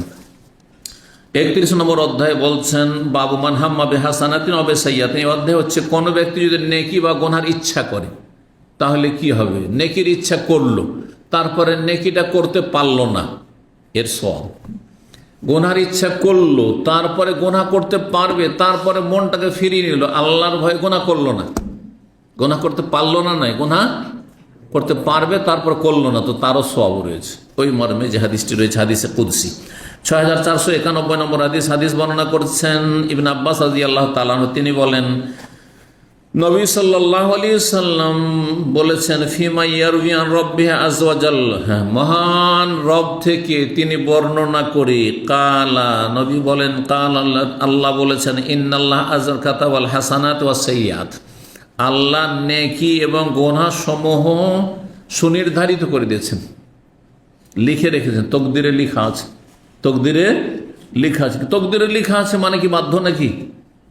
এর আগে অনেকবারই বলি, তকদিরে লেখা আছে মানে আমরা বাধ্য না, আমরা এটা কিন্তু হাড়ে হাড়ে টের পাচ্ছি, টের পাই না। আপনার তকদিরে আজকে ইসলামী সেন্টারে এখানে দার্সে বসা লেখা ছিল, আছে না? হ্যাঁ আছেন, যখন এখানে তো লেখা ছিল। আপনার কেউ বেঁধে নিয়ে এসছে? আপনার তকদির বেঁধে নিয়ে এসছে? হ্যাঁ, না আপনি সদিচ্ছা এসেছেন? স্বতঃস্ফূর্তভাবে এসছেন আরামসে আপনি। হ্যাঁ, আপনি ইচ্ছা করলে নিচে থেকে চলে যেতে পারতেন, অথবা ঘর থেকে বেরোতেন না, আপনি পারতেন না। এই যে ভালো কাজ করতে এসেছেন আপনি, তারপর তকদিরে লেখা আছে। মন্দ জায়গায় যারা যাচ্ছে, ওকে কে বেঁধে নিয়ে যাচ্ছে? জেনা ব্যভিচারের জায়গায়, মদের আসরে, কত হারাম জায়গাতে, পাপের জায়গায়, পাপ দেখতে, পাপ শুনতে, পাপ করতে যাচ্ছে, তারা কেউ বেঁধে নিয়ে যাচ্ছে? তকদিরে লেখা আছে, কিন্তু বেঁধে নিয়ে যায় না, তাকে স্বাধীনতা আল্লাহ দিয়েছেন। এই যে মানুষকে আল্লাহ কর্ম স্বাধীনতা দিয়েছেন, এটা আমরা কিন্তু সবাই অনুভব করছি, এটা কেউ অস্বীকার করতে পারবেন না। এর ওপর আমাদের হিসাব। তো আল্লাহ রাব্বুল আলামিন নেকি এবং গুনাহ সমূহ লিখে রেখেছে। সুম্মা বায়্যানা যালিকা, তারপর বিষয়টিকে বিশদভাবে বর্ণনা করলেন।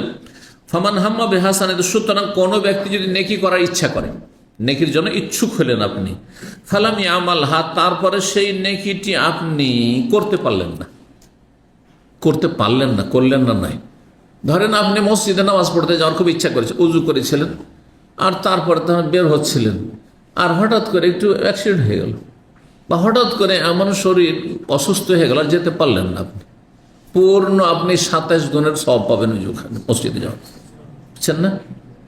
আরো অতিরিক্ত আরো আল্লাহর রহমতের কথা একটু চিন্তা করুন। আপনার যদি নিয়মিত অভ্যাস থাকে মসজিদে জামাতে নামাজ পড়া, আর অসুস্থতার কারণে যদি না যেতে পারেন, তবুও 27 গুণ 25 গুণ পাবেন, কারণ আপনি সুস্থ থাকলে ঠিকই যেতেন। আগে থেকে উদ্দেশ্য নিয়ত থাকার না থাকে, ইচ্ছা, কারণ আগে থেকে অসুস্থ জানা যায় আমি যেতে পারবো না, কিন্তু আপনার যে অভ্যাস যে আছে, এই ভালো অভ্যাসের কারণে আপনার নেকিটা কন্টিনিউ থাকবে। আল্লাহ রহমতে এত প্রশস্ত।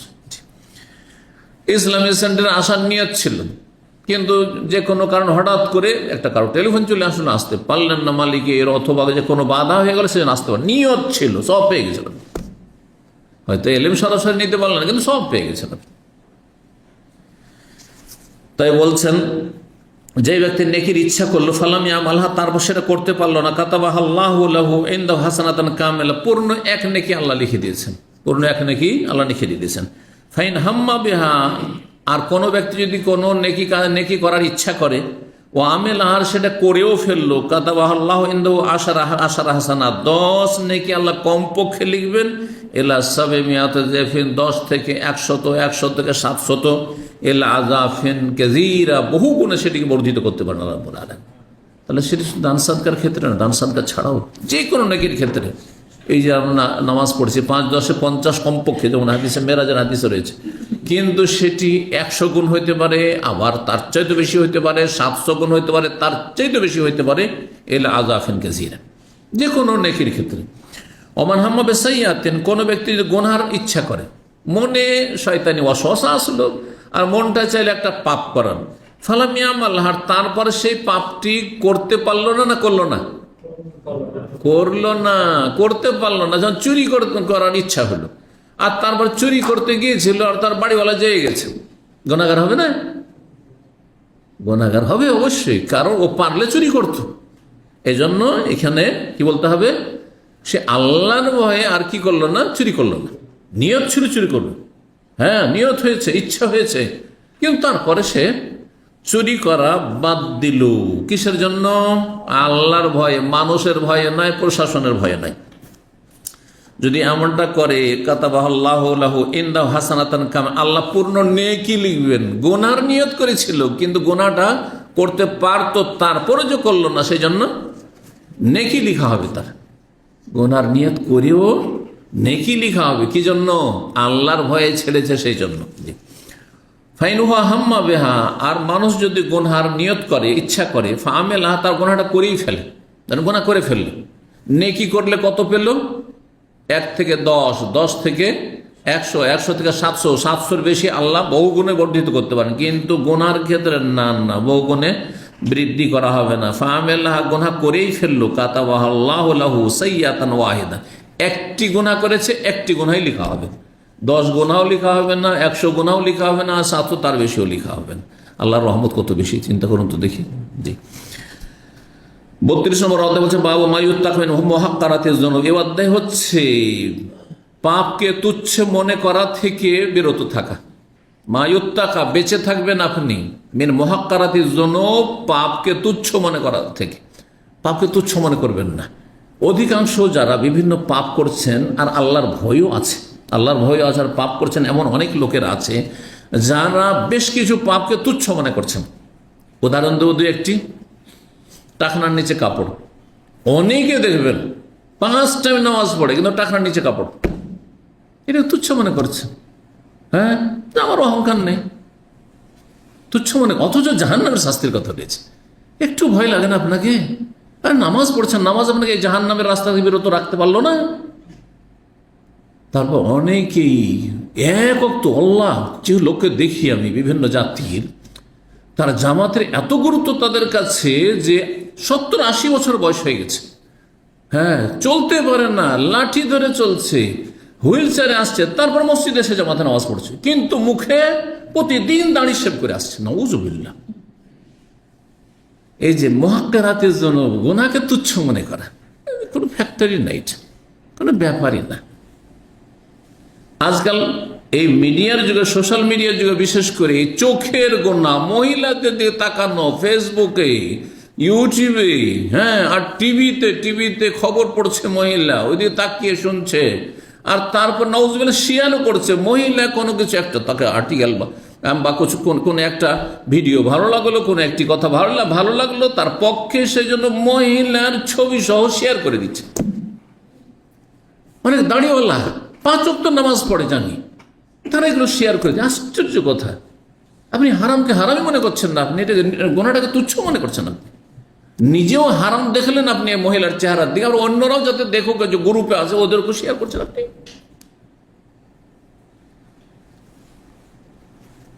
একটি শুধু হাদিস 6492 নম্বর হাদিস বর্ণনা করেছেন আনাস রাদিয়াল্লাহু তাআলা, তিনি বলেন ইন্নাকুম লা তা'মালুন আমালান, তোমরা কিছু পাপ এমন করো, আমাল মানে আমাল সাইয়্যা, এমন কাজ করো, হে আদাক্কু ফি আইয়িন মিনাশ শারি, যেগুলি তোমাদের কাছে চুলের চাইতে, পশমের চাইতে বেশি চিকন, মানে হালকা, মানে চুল যেমন এটা চুল দেখা যায় না, পড়ে আছে দেখা যায় না, ওই রকম তোমার ওই গুনাহগুলি তোমাদের ওই রকম মনে হচ্ছে, এমন কোনো ব্যাপার না, তো কোনো ব্যাপার না।